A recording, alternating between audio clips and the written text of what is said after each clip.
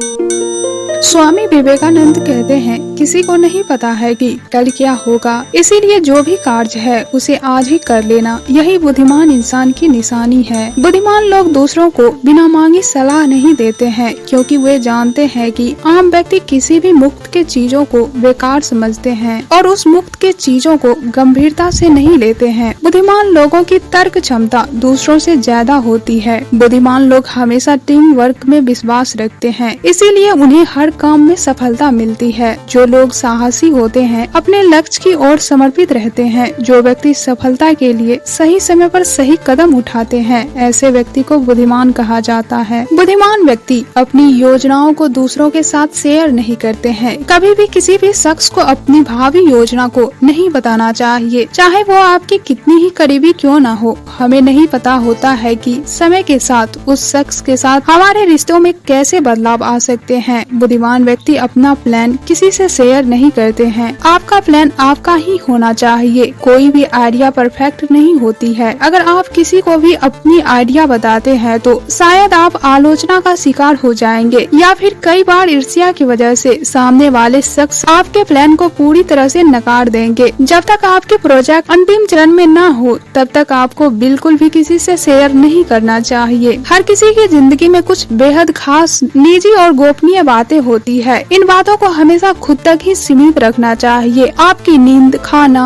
और रिलेशनशिप से जुड़ी हुई बातें किसी और को बताना जरूरी नहीं होती है। अपने पारिवारिक समस्याओं के बारे में चर्चा न करें। ऐसा कहा जाता है कि हर घर अपने आप में एक अलग दुनिया है। इस दुनिया में जो कुछ भी है वह बाहर प्रकट नहीं करना चाहिए। घर के लड़ाई झगड़े और समस्याओं के बारे में किसी और से बातें नहीं करना चाहिए। हमें कई बार दूसरों की समस्याओं और शिकायतें सुनने को मिलती है। कई बार हम बिना चाहे भी इन बातों को सुनते हैं। दूसरों की हर बातों पर प्रतिक्रिया देने से बचना चाहिए, खास करके जब नकारात्मक हो। अगर आप किसी के सामने अपनी उदारता की तारीफ करते हैं तो इससे ज्यादा मूर्खता और कुछ भी नहीं है। बुद्धिमान लोग अपनी आध्यात्मिक ज्ञान को कभी भी नहीं बांटते हैं। अध्यात्म एक ऐसी चीज है जिसे हमें अपने मन के भीतर रखना चाहिए। यह अमूल्य निधि है। हमारे विचार, सोचने का नजरिया, अध्यात्म सबके साथ साझा नहीं करना चाहिए, क्योंकि हमें पता नहीं है कि हर किसी का नजरिया अलग होता है। बुद्धिमान व्यक्ति अपने वास्तविक स्वरूपों का ज्ञान रखता है। हानि होने पर दुख सहन करने की शक्ति रखता है। शक्ति और धर्म के विषयों पर